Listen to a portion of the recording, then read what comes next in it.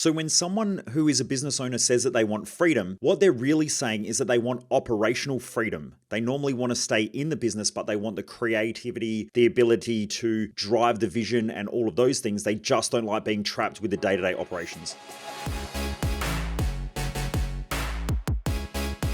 Hey Driven Mofos, in this episode, we're going to be talking about how to structure a business or how to understand a business, especially when it's growing, so that you can put in the right processes, procedures, and policies and the difference between them all and how to set up the business properly so that you don't end up trapped, which is what happens to most business owners. Hence why most want to run away, get away, have holidays, and have their freedom. Now, for those of you who don't know who I am Michael Mojo. I'm the founder of Mojo Human Performance Institute, where we focus on business, mindset, and lifestyle hacking for driven mofos. Now, most people waste their life, and I don't want you to be one of them, which is the reason why I do this. So let's talk about the difference between process, policies, and procedures, because most people mix it up and it creates a lot of stress in most entrepreneurial type people's heads, and also for visionaries as well. It fucks them up. So let's talk about it. So the first thing is, when it comes to the difference between a policy and a procedure, the easiest way I like to think through it, and by the way, if anyone's got any other feedback or you've got a better way of thinking about this, please hit me up on any of my socials, which is just Michael Mojo 00. I'd love to hear from you,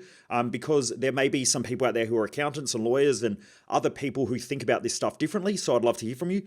But essentially the way that I think about it is in the most easiest form. Albert Einstein always said that intelligent people make complicated things simple, and unintelligent people make simple things complicated because it makes them seem intelligent. So it is important to make sure that we're making intelligent decisions in our business and intelligent processes and structures and so on, so that other people don't have to think as much. We want to make the complex simple. Now, the way that we do that is two key things, essentially, apart from the systems. But the first thing is policy. So policies, when I think about it, are more of the legal things that you need to do in a business. So let's say you hire a staff member, so they need to sign a contract. And in there's a whole bunch of policies, like you need to rock up on time, you get 2 weeks holiday a year or 4 weeks or whatever it is.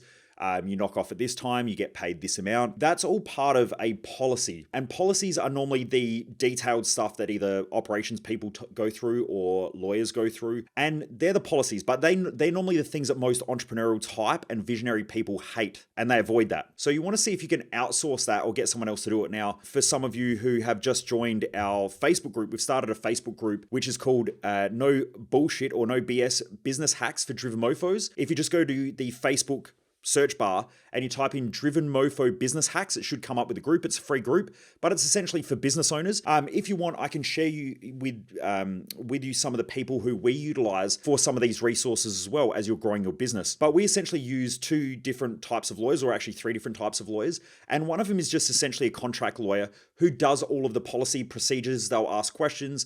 They put all that stuff together. We look through it, approve it, and then it's done, because it saves us having to do all that shit. And, we originally used to do it ourselves, but now, we have someone else who does it for us.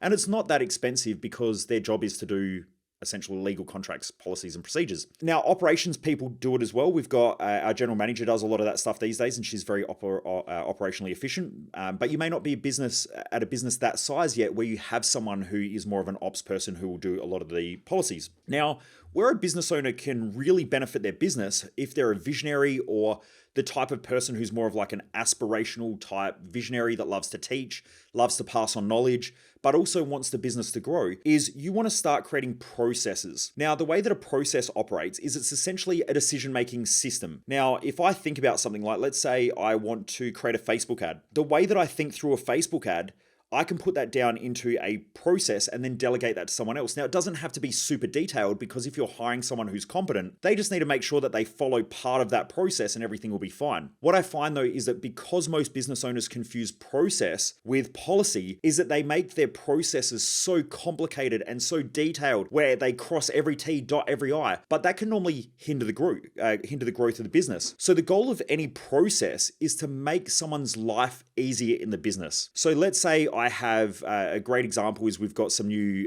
people in our video team who chop and edit these videos and chuck them up on YouTube and make all the shorts and everything, cut and edit everything and pop it up as far as a podcast goes. Now, I might create a quick policy for them, which is how to upload a video on YouTube. Now, I'll just put down the basic structures, because if they don't understand, they can go and look at a YouTube video. I might give them some links or something that they can go and research, but they should be efficient enough and they should be able to do that job role. Like, I'm not hiring someone who has zero skill set. If I'm doing that, then you've got to ask yourself, why are you hiring someone who's incompetent to do a role that you need filled? So I would assume that they have a very good ability to do their job. So that's the first step. But part of the process is to help them along so they don't forget things. Now, a really good example of this was a couple of weeks ago, I was looking at our videos and I noticed that the hooks that they were creating weren't really effective. So what I thought is, how do I create hooks on my videos? And there was a couple of steps that I go through in my own head to make sure that a hook is good. So what I did was I just opened up a Google document, or you might be using Microsoft Word, and I typed down how to create effective hooks. I've got a couple of questions. First of all, does it create intrigue? Does it make someone want to watch? Does it make someone curious? Does it stop them from scrolling? So I jot those things down because they're the key essential things to make sure that a hook's going to be effective. Then I might give them a couple of ideas by showing them a couple of other, let's say, YouTubers or a couple of other Facebookers or people who run Facebook ads or whatever. I might copy and paste some links so that they can go and look at it, and then that's it. Now we've got a process for creating a hook. That's as simple as it has to be. If it's overcomplicated and you've got to get in there and really nail it down and put all this super detailed stuff in there, for most business owners and most visionaries, it is going to stress them the fuck out. They are going to feel trapped, they're going to feel constricted, and they're going to avoid doing it. And that's what happens most of the time when business owners get told from someone else, you need to have systems and processes in their business. They think, shit, I've got to write down all these detailed policies, which are super detailed, and all the T's have to be crossed and I's have to be dotted. And they think like that. So then they just don't do them. They avoid doing them because it's a pain in the ass and it's too hard for them. Whereas at our Odyssey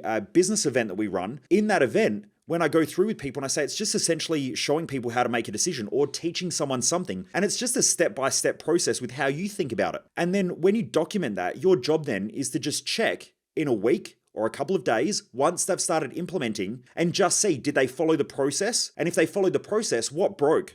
Did I miss something out? Like if they fuck it up, you can easily just go back and go, hey guys, did you follow step 1, step 2, step 3? And they might go, oh shit, we didn't really think through step 2 enough. So then you might add in a couple of extra bits of notes or a bit of information in there to make sure that they really understand the importance of step 2. And so it doesn't have to be super complicated. It just has to make sure that someone who is already competent that you've hired can just do the job effectively. And essentially you're just training them to be a little bit better. If you know anything about the Pareto principle or Pareto's law, it's the 80-20 principle. You want to hire people that are already at least 80% competent minimum. Maybe you might train them 20% on the culture. You might tweak some of the work that they're doing so they understand how to do it your way and your style for your business. But other than that, they should be competent. You shouldn't have to train a salesperson how to do sales. Now you can if you want to, but that's going to take a lot more effort, a lot more energy instead of just hiring someone who's competent. And then from there, you just need to tweak some things. So remember, policy is super detailed. It's essentially a legal document that needs to be super detailed and correct, that crosses all the T's, dots all the I's. But a process or a procedure is essentially step 1, step 2, step 3, step 4. This is how you do it. And you can break it down.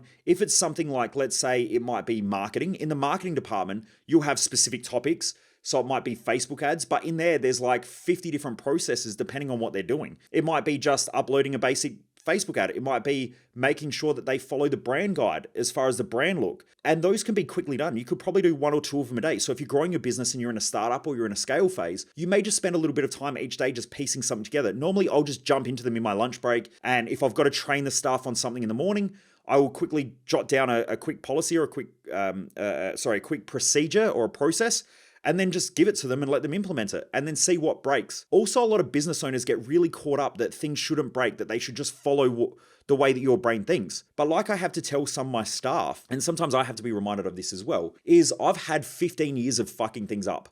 From day one, I started the business and had no idea what I was doing and went, shit, I've got to sell. And then I went, crap, I don't know how to sell. So I spent hundreds of thousands of dollars on sales courses, speaking to salespeople, traveling to events, watching how people pitch, listening to other salespeople on the phone, and then combining that all together and then piecing it together into a sales process. When it comes to marketing, I've probably spent over $1 million on marketing. And that could be from Facebook ads, learning through my mistakes, fucking things up, putting the wrong things in, typing the wrong stuff out and running ads that direct them to the wrong link because I forgot the link. Like I made all of those mistakes. So you have to understand that staff in most cases need help to understand that it's okay to fail, but also that they need to follow part of their system and the procedure, and they can have a bit of creativity, but they need to show a competence first before they can use that creativity. Instead of what most business owners do, they'll just say, hey, I just need you to go do blah, blah, blah, blah, and then they rattle off everything and then run off and expect that their team's going to do it correctly. Then they get pissed off when they don't. then the team becomes stressed out and frustrated and they don't know what to do. And so they work less, not more, because they want to produce less output because there's less chance of them being told off. And so it just creates a clusterfuck in a business. Whereas when you tell them it's okay to fail, just make sure you follow the process, and we'll go back through it tomorrow and we'll have a bit of a look, or next week, then you're on their team. You're helping them to get better and they'll understand that. And so part of your job is to see where they break the process. And sometimes you just have incompetent people. Now, if you've got a process in step 1, step 2, step 3 there, and they keep missing steps, you know that you've got someone who can't follow a fucking easy process. So it's a people problem. Marcus Lamores, who is in the TV show The Profit, which is spelt, like business profit, he's the head of Camping World. He always says that business is simple. It's product, people, and process. Now, normally our product is great. It's normally in our business, it's normally a process problem or it's a people problem. And sometimes you just hire the wrong person, and that's going to happen, especially as you're in startup phase. You will hire a lot of staff because you don't know how to hire yet. And over time, you make a lot of mistakes in the hiring process. You make a lot of mistakes in the management process. You hold on to staff for way too long. You get rid of staff maybe way too early. You have to make all of those mistakes in order to gain the skill set and gain the competence of hiring effective staff. So you'll make a lot of those mistakes. Also, when you onboard staff, you'll realize where the gaps are and you start to put processes in place to make sure that they can follow those processes or the procedures when they're doing something. And then from there, you help them and you tweak things. But you have to understand that you make a lot of mistakes and they will make a lot of mistakes. And so you help them to become more effective and efficient. To see if a process works, it should make everything easier, not harder. When I see business owners who make really, really, really complex processes and they don't break them down enough, or they're all in written form and they're not in video form, then that creates a huge clusterfuck for a staff member as well. Because for me personally, I like to watch a video first, get a broad idea of what I'm learning, and then I'll go through and I like to read a document in a step-by-step process. So I go, yep, okay, cool, I'm doing all this stuff. I'm missing this step here. And then so I can go back and refine it. So in the processes that I create, I like to both have it written and also a recorded video. And I use something called Loom. It's spelled Loom, Loom. I think you can download it for free, but you can buy the paid subscription version as well, which I use quite a lot because I give a lot of feedback from using Loom to the team. So if I see something that's not working effectively, I will give them direct feedback by recording a video and then sending it to them straight away instead of writing an email and all of that. If 55% of communication is body language and around 38% or whatever it is tonality, a lot of things can get lost in translation in the written form versus seeing someone. So I just find it really easy to use Loom, and you can just copy a link and send it to them and the video is there for them to watch. You don't have to upload, you don't have to download. It pretty much creates a video, stores it on Loom, and then you can send them a link and they'll be able to watch it straight away. So it's super easy. So I build out a lot of the processes with a Loom attached. The team can follow it. Here's step 1, here's step 2, here's step 3, here's how you do it. And then I write it in a written process. And then if we need to tweak it, I just add in bits and pieces or re-record the video when I need to, and it's done. And then that way, your intellectual property is now the business's intellectual property. I'll do another video on this later, or down the track. Most businesses, if you take the business owner out of the business collapses. And it collapses because the intellectual property and the IP of the company is in the owner's head. And so the owner has to be responsible for everything instead of it being in the business. When the business has all the intellectual property, the business is now worth something. Whereas most business owners like to keep everything to themselves because they like to have the value of the company. And they're afraid that staff are going to steal the knowledge and the information and take clients and all this stuff. But if that happens, those same staff members probably won't be smart enough to go and steal the information and then adapt and learn everything that you've learned because you've been in business for probably longer than what they've been in business. So even if they take it, not only do they have to learn the skill of the trade or the job that they're doing, they also have to learn all the skills of the business as well. And there's a lot of them: marketing, sales, branding, all of that stuff. So they're going to be way behind you. You update staff, change things, get better staff over time. You've already got those competencies, so they'll always be behind and they'll always be chasing. So don't stress about that. Keep the IP in the business. Anyway, Driven Mofos, I hope that helps. If you haven't already done so, please jump across. If you are a business owner and you're driven, if you're lazy and you don't want to implement anything, you don't want to do anything, please don't join our Facebook group. But if you are someone who is trying to scale your business to 7 or even 8 figures and you want to have better systems, better processes, you want to be able to understand your finances better, sales, marketing, all of the things that make a business run effectively operationally and create operational freedom, then please join our free Facebook group, which is called No Bullshit Business Hacks for Driven Mofos. If you just go to the search bar and type in Driven Mofo Business Hacks, so Driven Mofo Business Hacks, it will come up with that Facebook group. It's free to join. We have a topic of the day every day. So Mondays is Mindset Mondays, Tuesdays is all around sales, marketing, and finance. Wednesday is Q&A. Thursday, operations, process, policies. Start talking around a lot of the implementables within the business, some of the technologies that we use, and so on. And then Friday is focus day, where it's an hour focus group to get shit done. And I guarantee you work harder in that hour than you will any other hour of the week. So please jump in that group. It's free, and we're going to share resources and all that stuff. So if you're a business owner and you want to grow and you're fucking serious about growth, for most of you out there, you already have a business. I wouldn't recommend it. You can if you're a startup, but this is really for business owners that have already been around, who are making a couple $100,000 a year and really want to start to ramp it up and scale it up, and don't want to make the tens of millions of dollars of mistakes that I've made on my lessons and my learnings, and you want to learn from other people who have already gone through and made those mistakes to shorten the time frame, and also to get you results faster and cut down the time, and also cut down the cost from the fuck ups and all the problems that you're going to have along the way, because I've already learned them, and so have a lot of the other people in that group as well. So if you want to surround yourself like-minded people who are growing businesses, please jump in that group. So it's Driven Mofo Business Hacks. Now, like I said, the reason why I do this is because most people waste their life, and I just don't want you to be one of them. I really believe that business owners and entrepreneur type people, we create a lot of opportunities for other people to excel, from the people that we hire to the other businesses that we employ and all that sort of stuff. And I think that business owners get left behind sometimes. We get forgot about because, when we struggle, everyone thinks that we have our shit together all the time and that we should, we should know everything. But the truth is that we don't, and we're learning along the way as well. And we're making a lot of mistakes, but we have a lot of courage, and we keep pushing hard and doing what we need to do in order to achieve what we need to achieve. So that's why I do a lot of this stuff as well, because I really want to help the people who probably need my help the most, and who also inspire others and create great stuff in our society. So anyway, never underestimate the Dream Driven Mofos, and I look forward to seeing you in the Facebook group.